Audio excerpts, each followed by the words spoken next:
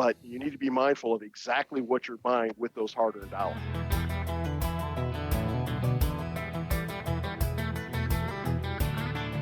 You're listening to the BulkLoads podcast, your number one resource for everything bulk freight trucking. And this is episode 241.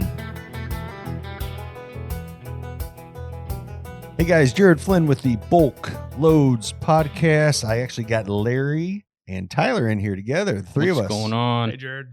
Man, this podcast was good. Drew sounds like a fellow podcaster.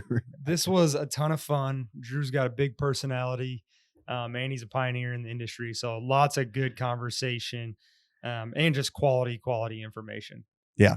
And Drew, we're talking about Drew Easton. He is with AmWINS, and they are, I'm going to let you talk about this a little bit more, Larry, but they are a market that we use for insurance.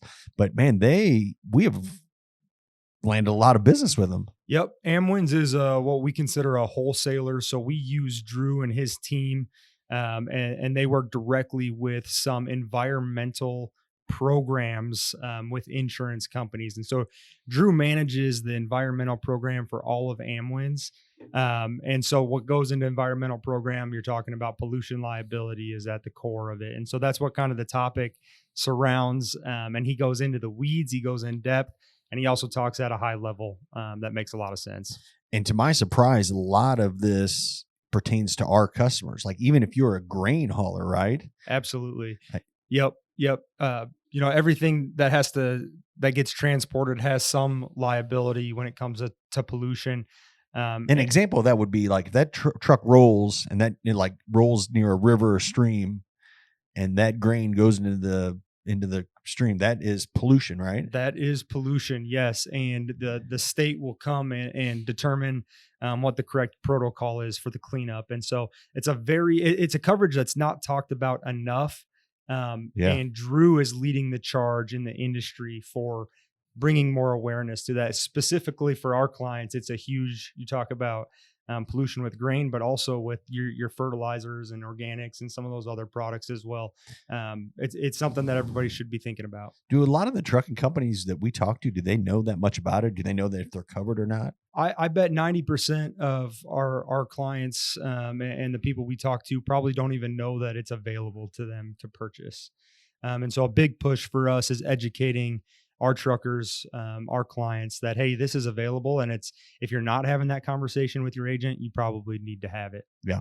And again, it's something that we do here, and we can help you out on that side for insurance. And we're not trying to sell you anything, but again, this is something that in my 20 years now in the business, I never knew existed or was part of a coverage. Yep. When it comes to insurance. So, I mean, I think that's what makes this podcast, I think, so informative, is just the education around it. So if you're listening, man, take notes here. We'd love to talk to you about it, but just if not, talk to your current agent about this type of coverage, just for that very reason. So cool. Well, with that said, here's my conversation with Drew Easton of AmWINS. Hey guys, thanks for coming on. Glad to be here. Thanks for having us. Yeah. Well, I got Larry Hurt, CEO of Bulk Insurance Group, one of our sister companies at BulkLoads. And Drew, why don't you give us just kind of introductory about yourself? Drew's with AmWINS, but yeah, just give us a high level who AmWINS is for people that don't know. Sure. AmWINS is the largest wholesale insurance broker in the United States. So we're kind of that big entity that nobody really knows, because our customers are really folks like Larry. They're retail agents in the space. And then we work in concert with insurance companies that have a direct appointment or a relationship with us. So we help Larry and other retailers place business on Larry's behalf, if you will. Give us some perspective, because again, I've learned so much now that we started an insurance agency, kind of how this works. And I guess in my mind, I thought it was going to be more direct market, but with a wholesale market, I mean, we do quite a bit of business with you all. Do you know by chance kind of the statistics of like truck insurance written through the wholesale market versus direct markets? I don't have that information, and a lot of that's because there are a number of mutuals that are out there. There's some other carriers that don't necessarily disclose the same level of data that we would all like. Suffice it to say that trucking insurance, while it's not technically an E&S, an excess and surplus type of line of business, it acts a lot like it. And that's where wholesalers really come in. When we work with capacity or capital providers, which we refer to as insurance companies, we work on their behalf as underwriters and as brokers to place that business. So it's kind of an odd scenario as we talk about transportation. But if I were to make a guess, Jared, I would say roughly about maybe a third to close to 40% of all transportation business is placed through E&S carriers. And high level, just if you could tell us, again, we work with both markets, but what is an advantage to a wholesale market like yourself? In most cases, it's access to a broader marketplace. It's access to underwriters that specialize in underwriting, where they're a little bit more creative for some of those more challenged risks or unique risks. So it just gives you a different type of play. When you're looking at a vanilla account, there are markets that do extremely well with vanilla. As we know in today's world, transportation isn't really vanilla, but there's some folks that are starting to expand their appetites and their capabilities with that class of business. But there are some of those motor carriers that don't have a choice. They are so unique that they're going to fit a market that happens to be wholesale represented. And Larry, I want you to kind of speak on that, because that's where we've been really successful over the past 6 months working with Drew and his team, but really putting together some better packages for our trucking clients. Yeah, absolutely. We've been really fortunate to get to know Drew and Drew's team, and what they do. It really fits in well with what Bulk Insurance has been able to accomplish early on in the startup phase. But Drew and I got connected just through a mutual relationship, and so it's been fun to see our relationship progress with AmWINS and with what Drew does. We've relied heavily on Drew and his team and some other wholesale markets as well. But early on, we've been blessed with the service that Drew's provided and what his team has done for us.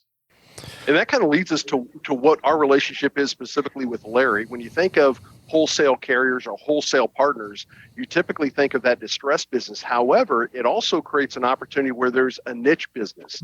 There's specific expertise that is deep and narrow, and I'm not going to proclaim myself as that deep and narrow expert, but nonetheless, we do have a unique program that is environmental in nature. And so we've got capacity. We have an insurance provider that looks to us to be their outsourced underwriting, if you will, for that class of business, because we've aggregated that experience within our team. So we've got a box in which we operate, and we have authorities that allow us to be somewhat free in how we underwrite that program with two goals, right? Profitability and growth, and emphasis on the profitability piece. But again, it's that niche piece that is a little bit unique. We're specific. We're one thing with a broad appetite, but one thing, and that's kind of unusual in the wholesale space. Well, let's Yeah, go ahead, Larry. I would say, yeah, just real quick, I would just say, we'll dive into what the environmental means, but how I just want to touch on how important it is to align with the right folks. And one thing that is important to Bulk Insurance Group and aligning with Drew and his team is we do have that niche, right? We have those tanker guys that are hauling hazmat product, or maybe just some product that is in nature poses an environmental risk or a pollution risk. And so Drew is his team and him. I know he's probably not going to give himself the credit, but they are experts in that space. That's what they do day in, day out. And that's why it's been really fun and really important for us to align with them. Yeah. And I think we're going to cover that. I'll just add to that. I think, Larry, as we've gotten into this, our trucking companies, they want good pricing, but more importantly, we realize, hey, you want the best coverage with the best people, more importantly, and people know what they're talking about. So let's dive in and talk about kind of environmental, because there may be a lot of our truckers, even in the bulk space, that may think that that's something that's not important to them. So that's where I want to kind of start this conversation talking about, because we're dealing with these bulk carriers, liquid and dry bulk. These guys are hauling grain, feed, fertilizers. There's guys that are doing petroleums, animal fats. But let's kind of talk about where environmental kind of falls within that scope. Drew, I'll let you kick us off. Sure. Well, it's particular that we do refer to our program as environmental. That's a much larger umbrella than to sit back and say we're a hazmat writer. Most certainly hazmat does fall under that umbrella, but so do many of the commodities you just mentioned, Jared. Those non-placarded commodities that, if released, may require some type of environmental response or the infamous cleanup. the pollution exposure. And a lot of folks don't recognize that just because you don't have that placard on the side of the vehicle, your commodity is not safe from having a pollution loss. And maybe to step into the basics a little bit, the vast majority of insurance policies out there are going to respond to the fluids and the diesel fuel and those other fluids that are used to operate the motor vehicle, right? So your diesel fuel, your coolant, all of those things relative to the tractor or power unit, if those are released as a result of a covered claim or covered peril, I should say, those are going to be covered by the unendorsed underlying policy. However, when you speak of ISO, that's for the most part, that's what the main policies are that are out there that are ISO-like motor carrier forms. They're going to exclude pollution for the commodity being hauled. And that's really where the exposure exists. And believe it or not, grain, feed, some of these, what appear to be innocuous commodities, if dropped in the wrong spot, could necessitate an environmental cleanup. And so it's important to work with folks like Larry, those people that understand this class of business, so that you're afforded that proper coverage and you do have a CA 9948-like endorsement, which is the broad pollution endorsement applied to an ISO auto policy. So it's imperative that folks do recognize that partnership, because they may not be viewing the exposures that they actually have as being problematic. And that's one of the things that our program specializes in, are those kind of tweener exposures, not just the folks that are hauling the petroleum product, as you mentioned, that have to have placards that are required to have the pollution and all these other things that contracts are going to demand and the FMCSA is going to require, but also for these folks that just kind of dabble in that space or they're kind of on the periphery. We step in and help educate those folks on what they really need and, more importantly, why. So I'm going to give an example. I'm a motor carrier. I've been doing grain. But hearing you say that, what should I be asking myself whether or not I should be looking into having this CA 9948 endorsement? Okay. First things first, I would always visit with your retailer and ask them what happens in the event of X. Okay, I'm driving down the road, I drop product and I drop it on the road. That's one thing, right? You can come out there with brooms and shovels, in most cases, clean it up. What happens if I drop it in a creek? What happens if I drop it on a yard? What happens if I drop it someplace where it's not intended to go? How is my policy going to respond? And the unfortunate part that we don't think about is law enforcement, more times than not, are going to be the ones directing the cleanup and the response, right? We're going to have the officer who responds to the scene, and they're going to want to get that roadway cleared as quickly as possible. So they're going to call in the easiest, closest, fastest record to respond. And we know that they don't necessarily do well when they're trying to do any type of cleanup. And sometimes this does require an expert.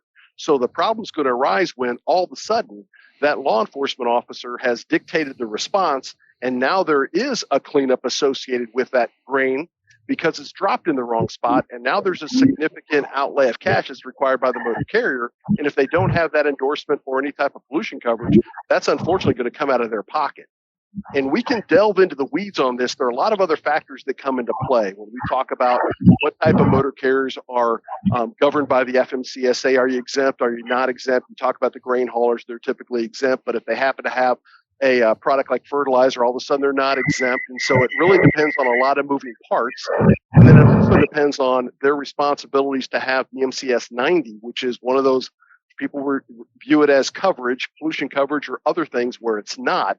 It's simply a bond that the insurance company, the folks that I represent, promise to pay and protect the public if there is any type of accident or harm and pollution event. But unfortunately, there's a little clause in there as well that says, oh, by the way, if I have to respond as the insurance company to clean up your mess and your coverage doesn't have pollution coverage to respond to that, I'm going to pay it, but I'm coming right after you, Mr. Motor Carrier, to reimburse me for all those monies that I paid on your behalf. So there are a lot of those nuances there that, it's going to require an expert like Larry on the retail side to help a lot of these motor carriers truly understand. Larry, what are your thoughts? Or what would you like to add to that? Yeah, I think that's all extremely beneficial information. We can stress this to our clients, and we do. But I think the biggest thing is just making sure that you're covered correctly. And this is where we get into, obviously we want your business, but more than anything, we want to make sure that it's done properly. And so when we're reviewing your coverages, a lot of times we'll ask, hey, can we see your current policy, right? We get that question all the time. And about we're blessed because we have good relationships. And so people are willing to give us policy level information, but it's not to see your pricing. Everyone thinks it's to see your pricing all the time. It's not. It's to make sure that you're covered correctly. You'd be shocked at how many people haul fertilizer or other products that do not have the endorsement on their policy. And so what we want to do, what we strive to do at Bulk Insurance Group is to look at it, review it, make sure it's accurate. And if it's not, then we need to make the proper adjustments, because you're going to throw the premium out the door if you find yourself in a scenario where you have a loss and it's not covered. Premium doesn't matter anymore. And so for us, we just want to make sure that we are being honest and upfront with our clients that if we think you need the endorsement, then let's add it. Yep. Two things, if I can jump on there, Larry. Number one, the comment on pricing. We ask for pricing too. And to your point, it's not so we can make certain that we're under that or over that or whatever. It's just to recognize, are we wasting other people's time? We most certainly don't want folks to have to gather all the myriad information that we require in order to underwrite a risk if it's not viable. So that's really what the request of the underwriter is for pricing information. Number two, as it relates to MCS 90s or pollution coverage or whatever, the one key that I would suggest there is there's got to be really good communication between the motor carrier and their insurance retailer, their insurance agent. Because we know in today's world with the spot market, with broker boards and all these other things, there's opportunities for a motor carrier to take a one-off load. And I'm not going to sit here and tell a motor carrier not to make additional revenue, not to generate revenue for their operation. But sometimes we have to be the conscience, if you will, and help them understand why this is a good idea or a bad idea, or more importantly, get their policy up to snuff so they have the proper coverages for that one-off load. And the one thing we don't want to find out is if there's a gap in coverage at the time of loss. We can address almost anything on the front end. Unfortunately, we can barely address anything after the fact. And that's just one of those challenging peculiarities of insurance.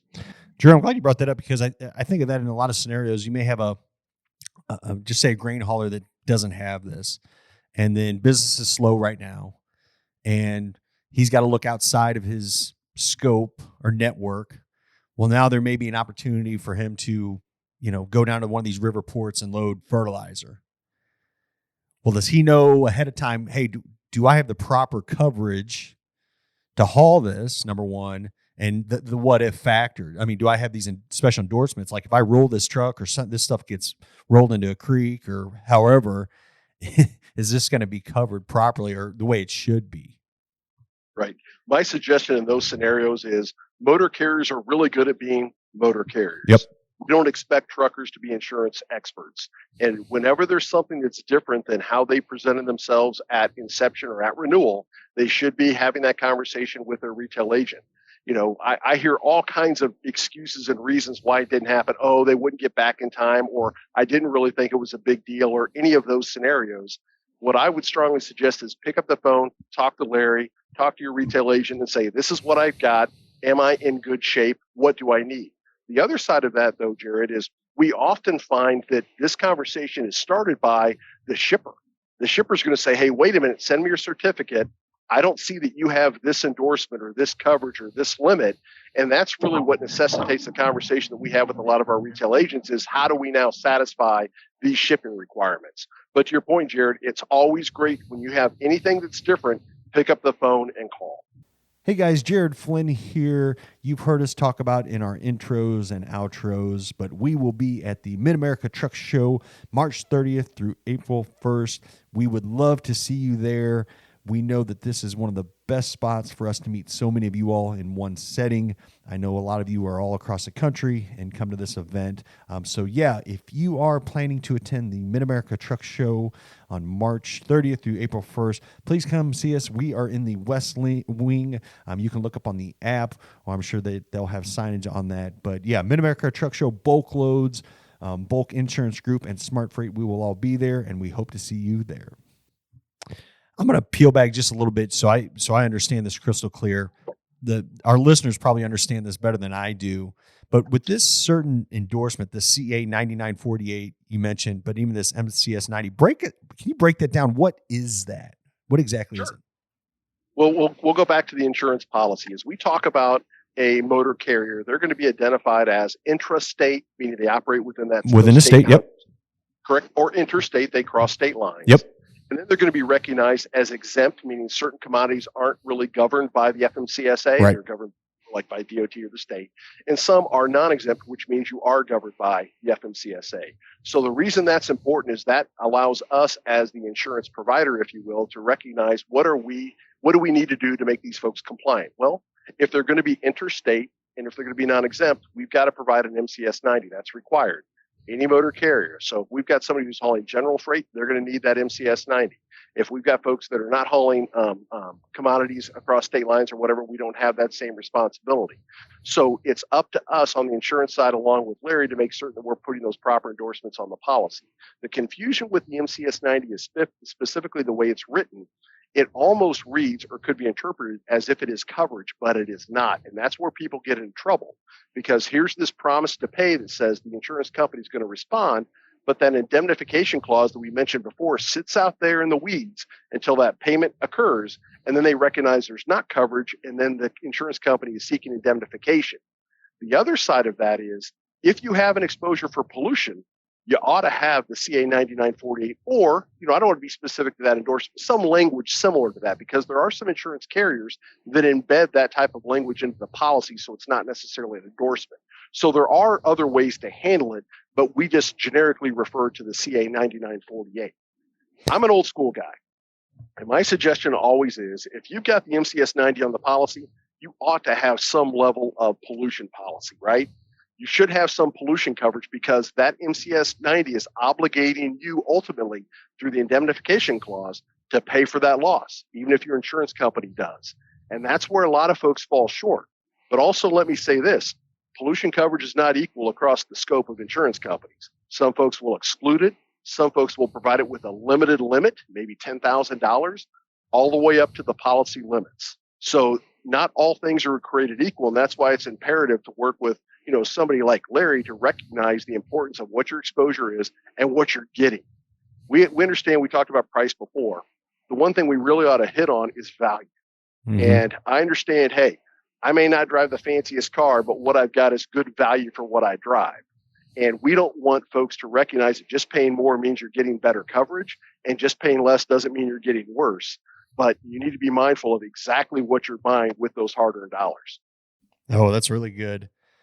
I want to go back. Is that CA 9948 endorsement? Is that something devised? Is that number from the FMCSA? No, it is not. It's from the ISO Insurance Service Office. Okay. That's an endorsement. It doesn't really, it's not forced to comply with anything. It's just a coverage that can satisfy, obviously, MCS 90 in certain circumstances. And you said even other carriers won't even use that. They'll just say a pollution endorsement, but they don't call it a CA 9948. Some will use that. The vast majority will, Jared, but some folks will have a different endorsement. They may have proprietary coverage forms they use. Or again, they may not even have any type of endorsement for that. They may simply embed some language in the underlying policy that reads as pollution coverage. So it's important to really have your expert, your retail agent, help you understand what you do and do not have with the coverage and the coverage forms associated with that. Perfect. I think we got that covered. I want to move on to talking about insurance limits. Because I mean, this could get all over the board. But my first question to you, Drew, there's some shippers that require $1 million versus a $5 million limit. Like how does a trucker know what they need to be carrying and what is, because there could be a pretty good price difference in coverage when you get to that size, and I can remember back even from I worked for a shipping company, grain trading company. And, over the years I was there, I mean, when we first started, it was guys hauling grain. I think it was like 500 was our liability limit, but then we went to 750, and then before we knew it, it was 1 million. Our fertilizer group, then there was a 2 million. So give us kind of that ballpark. Where do we start with that? There are typically 3 limits that are required by the FMCSA for a trucker. You've got 750 for non-hazmat exposures. You've got $1 million for the vast majority of hazmat exposures. They're going to fall within that group. And then you have a select group that do require the $5 million limit. And I always say to folks is there's only a few commodities that you're going to run into that have that 5 mil. There's going to be explosives, which a lot of folks don't haul, understandably. You've got anhydrous ammonia, which in your world, Yeah. you see with regularity, that's a $5 million commodity. You have certain compressed gases, propane, that will require a $5 million limit. And then you have certain poisons, which also could be herbicides and pesticides that may require that $5 million limit. So the first thing we have to recognize is, what is the FMCSA, the Federal Motor Carrier Safety Administration? What are they going to require for limits for this risk? One point of confusion that I get a call on this, and I'm not exaggerating it, 2 or 3 times a week. Gasoline is not a $5 million commodity. If you recognize the FMCSA requirements, it's going to indicate that that does fall within the $5 million commodity requirement if it's over 3,500 gallons. However, there is guidance that was provided by the FMCSA back in the 70s or 80s during the Clean Water Act negotiations, where they said, you know what, we're not going to view petroleum products as a hazardous substance. We're going to call them oil. So that's why they fall into a $1 million class. So that's a little bit of an outsider to what you're typically going to find for limits. But I will say this, in order for a retail agent and a motor carrier to fish every day, the easiest place to find out what the limit requirements are, the last page of the MCS 90. If their policy is issued with that MCS 90, you look at the last page and it's going to identify the class of commodity and the limits required for that class of commodity. It is really that simple. But to your point, it's extremely confusing. The other side of this, as you alluded to, not all limits are simply dictated by the FMCSA. That's the minimum.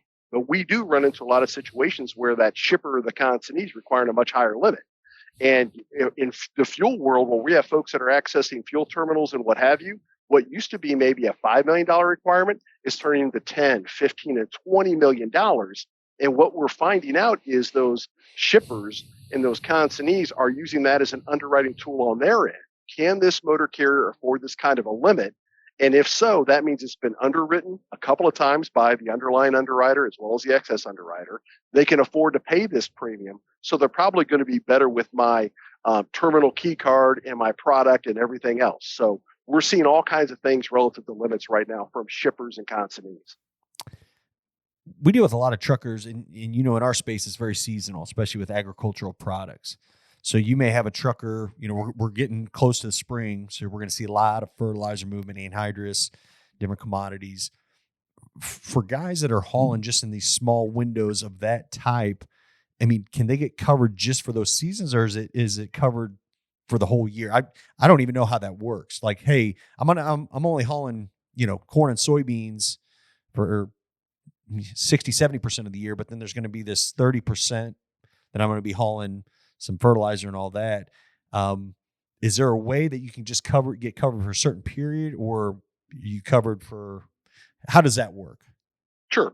I would never suggest doing a certain period of coverage. I would always look at that annual term because, as you know, weather can dictate when they're getting in the fields or not getting in the fields. So are there ways to solve that problem in a different manner? Absolutely. There are a couple of excess insurance writers, umbrella carriers, that will offer commodity-specific coverage, operation-specific coverage, shipper-specific coverage, things along those lines. So in this case, if you've got that grain hauler that is totally satisfied with the $1 million limit for 90% of their loads, but 10% of their exposure is for anhydrous 2 times a year in the spring and the fall, we can estimate what that average is, that exposure for the anhydrous, and the excess carrier can provide a 4X of 1. So a $4 million umbrella on top of that underlying 1 to satisfy the federal requirements, but only charge them for the exposure they have for anhydrous, because that's really where the $5 million exists. So yes, there are solutions to that. I would strongly, encourage folks to avoid any type of calendar aspect of this, just because it's such a challenging prediction. And the worst thing in the world is to go back to an excess underwriter and say, oh, okay, you afforded me 4 weeks of coverage. I really need 6 now. And it just creates a whole other underwriting process that's a challenge. Makes it messy and sticky all at once. Well, the last thing, Drew, I want you to kind of cover, heaven forbid an accident does occur or spill occurs, but it's inevitable. I mean, in the 20 years I've been in business, I've had to deal with situations where a trucker rolled a load of grain on the highway, or truck, something gave out on the shoulder, and it just, again, walk us through the process when there is a claim. What's that motor carrier need to do from A to Z? Sure. Fair enough. first things first, if you're a driver for a motor carrier, definitely contact dispatch. Let them know what the heck's going on. Number two, I would hope that every motor vehicle out there has in the cab the contact information for the insurance carrier. Every insurance company that we represent, and I'm certain every insurance company out there, has a 24-hour response line. And the key is to get a hold of your insurance carrier as quickly as possible. Don't agree as the driver to any type of cleanup or response. That's not your responsibility as the driver. As the insured, the motor carrier owner or whomever, you may have some responsibilities to start offering some assistance with that in direction, but you ought to do so in conversation with your insurance partner. That would be the insurance company, because in many cases, they may have a cadre of folks out in that area that can offer a response in a more timely manner and in a much more cost-effective manner, which we all know it's ultimately going to be reflected on the loss run. So you might as well get your bang for your buck. So that's very critical. Obviously, before this happens, you want to make sure the vehicle's secure and safe and all those other things. I'm presuming that the driver's already taken that into consideration. But the second piece of that is to be thoughtful with whom you speak. You don't necessarily want to talk to anybody else other than law enforcement. That's not to say, hey, are you okay, or casual conversations, but don't get into the particular of the loss, because those particulars can come back to haunt you because you don't know who you're talking about. And heaven forbid, if you're involved in an accident, your recollection may not be perfect at the moment of accident. It may take a little bit of time to recognize really what happened, because honestly, a lot of these folks are still in shock. So you want to be thoughtful about that. You should also, as best you can, take photos of the scene, take photos of what all the landmarks are. That'll help place the vehicles where they are in time and space. But be mindful of taking gory photos. Believe it or not, your photos that you take and put on your cell phone can be discovered if there is litigation. And if you're taking these gross, ugly photos, that could be really incendiary if that's put up in very large detail in front of a jury. So you want to be thoughtful about what you're taking. Obviously, where the vehicles are in the road or where your vehicle is in the road. If it is a release of a product, how does that look? How is that contained? If there's an alleged threat to a water source, can you recognize how that's flowing? All those other things are very critical. I can't tell you how many times in the course of my career, which, believe it or not, at one time I was a claims guy. So I've seen the worst and the best of these events. And I can't tell you how many times I've seen an old photo and recognized that there was not an actual drain or a way for product to be released into a sewer system, yet we're getting bills for huge cleanups associated with the vacuuming of a sewer system. And so we've been able to go back and recognize that that was not our claim. We were not associated with that piece. So all of those things are quite critical. But back to the point, make contact with the insurance company as quickly as possible. You as the driver or your dispatcher, whomever's responsible for that. Be mindful of who you say and to whom you say it, and take photos. Those are really the key components. Larry, you want to add anything to that? Yeah, I would just add, call your agent. Call your agent, let him know what's going on. We're here to be your advocate, right? So if we want to help you through that process, heaven forbid there is a spill, but we want to point you in the right direction. We want to be your advocate. We want to coordinate with the insurance company on your behalf if needed. Keep us in the loop. The more communication, the better in that scenario. I also just want to recognize how important it is to align with a team like Drew's or a team like the environmental programs team as a whole, or Bulk Insurance Group. Aligning with the right people can make a claim go well, or it can make a claim go horribly wrong. Yeah, I think it's one of those, like, you think you're good until something happens, and then you may realize, oh my gosh, I should have done this or that. And I think that's one of the reasons why we want to bring you guys on to talk about this. Again, these are tough conversations to have. And these are ones that I would assume, just like myself, a lot of other motor carriers don't want to talk about. They may be listening to this right now being like, I don't want to have this conversation with my insurance agent. He's going to make me, get more coverage than I need, or pay more, or my premium's going to go up. But what's the alternative? That's what we should be asking. Are they covered and all that? Larry, tell us this. I mean, from your team, do you all routinely make sure that motor carriers have the right coverage? I mean, making sure, following up with them with the commodities that they're hauling, or do you rely more on them to let you know? Yeah, no, every time that we work with an insured, we list out what commodities are being hauled. We talk about the risk associated with each commodity. We always look for policy level information so that we can review it, make sure it's accurate, make sure there's not any exclusions that shouldn't be in there. And it's twofold. We also like to hear from our insureds. We like when they call us and have questions about, hey, I'm thinking about, hauling something different. What's your perspective on it? So it's twofold. It's a partnership from our end. It's us reaching out to them and then reaching out to us and just making sure that everything's buttoned up. Quarterly reviews are huge for us, right? Let's sit down once a quarter, review what you're hauling, where it's going, and make sure that we're sending the correct representation to Drew and his team, and our other partners as well. Yeah. Well, like I said, these are conversations that probably most of us don't like having, but specifically I can understand for motor carriers, but they're so important and necessary. And that's why we wanted to have both of you on just to really kind of talk about this first and foremost. If you're listening to the podcast now, you'll be able to drop down into the episode notes and you'll see contact information for Larry and his group. So again, reach out to them if you have questions on these subjects. Again, we're just kind of coming out of the winter months here. We know things are going to get busy with fertilizer season, planting, seed hauling, and all that. We would love to speak with you if you're uncertain about this or just have questions in general. We're not trying. I mean, we'd love to earn your business at Bulk Insurance Group, but hell, Larry's here to speak with you just in general, even if you have questions, and we can walk you through that, not necessarily as a client. So cool. Well, Larry and Drew, hey, thanks for coming on today. Happy to be here. Keep on trucking. Thanks for having us.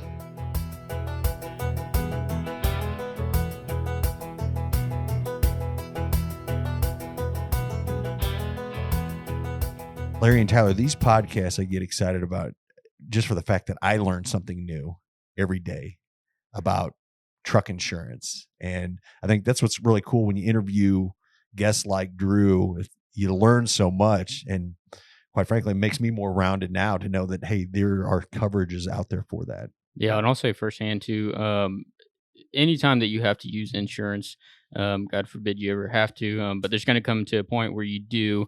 But whenever you get in that accident or whatever, your first thought is going to be, what do I do next? Well, What's Drew my mentioned next that, and I move? think we kind of we talked about environmental, but then he went down the path talking about like, hey, if you do get in an accident, here is what to do and here is what not to do. Yeah. And I think that was really important, especially when you're talking about these billboard attorneys, accidents. I mean, man, they are you guys know this as truckers and listeners, man, they are waiting for this to happen for you. Yeah. Yeah. And he said, I thought it was interesting. He said not to be careful with the pictures you take on your phone and the watch for the goriness, because that's going to be your first reaction. Oh, let's take pictures and capture every little detail.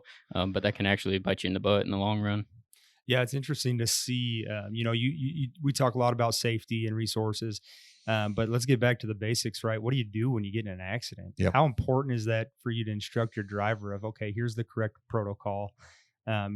Maybe we don't talk to anybody after this accident, and anything that you like you said, Tyler, any documents that you have or documentation, pictures, that can all be used against you. One thing that I thought was really interesting along that same line in that conversation was him talking about getting, if you are taking pictures, getting some clarity and some depth in the picture so that you can see the scope of it and how important is that. And so that was really good. And then also he's saying, don't be posting on Facebook right after the accident, which seems like, common sense, but he even addressed too, after a big accident, there's a lot of adrenaline going, and not thinking clearly. Yeah, exactly. So that was really good. I'm glad he touched on it. Well, and I think this is something all of us, I mean, because whether we're just in our car accident ourselves or have something at home or business or whatever, but I think you have to be aware and train yourself and train your drivers. Hey, we have to know what to do if and when this happens out there, so we make the best decisions, Yeah, absolutely. I agree. Yep. Yeah. So, hey, before we let go, we have some exciting news on the Bulk Insurance. We are in the process of putting together a health benefits plan for our bulk haulers. And I'm super, super excited about this. And we're looking at rolling out, and we don't have all the details, but we want to hear from you, but we're going to be rolling out Teledoc.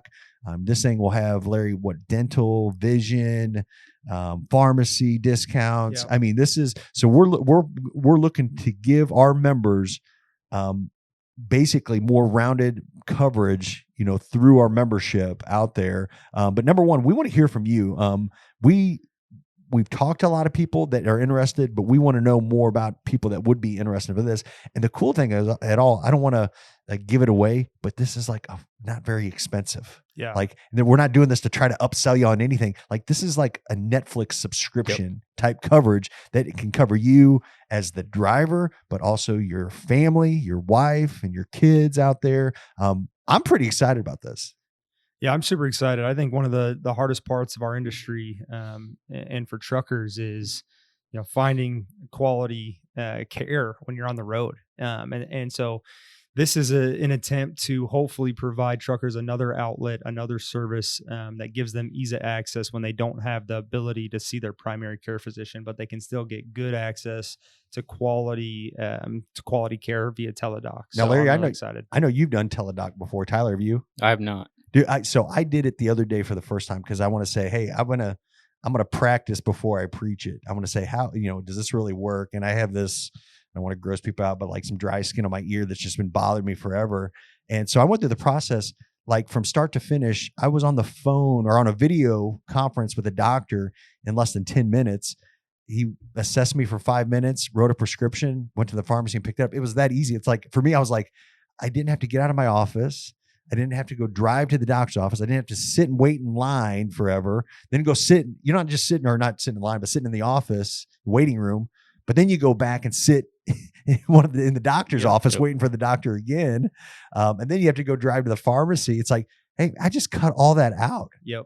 And that's the goal. Let's make it easy. And I had a similar experience. It's awesome. It was quick. It was painless. It was easy. And for the price of Netflix, you can have it for you and your family. Yeah. I think it's pretty powerful. Yeah. So we want to hear from you. We're going to be pushing this out on the forums. We're going to send some emails out there. We're working to get all this together because we want to make sure that it is golden and bulletproof when we get it out there to you to use. But man, we're excited about this. So a couple things, look for it on the forum. You'll see an email coming up as well. Make sure and reply. We're probably going to send just a quick survey out there just to gauge. But even if you're a business owner out there and have drivers, this is something you can buy for each and one of your drivers. And this is just another perk that you can give to your drivers just from a sales standpoint. Like it's something else that you're doing that maybe other people aren't out there doing it, and maybe keeps that driver with your company for that very reason. Yeah, and that's very important in the tough market today. Yeah, so be on the lookout for that. So cool. Well, we will let you go. Hey, thank you as always for listening to the BulkLoads podcast, and God bless.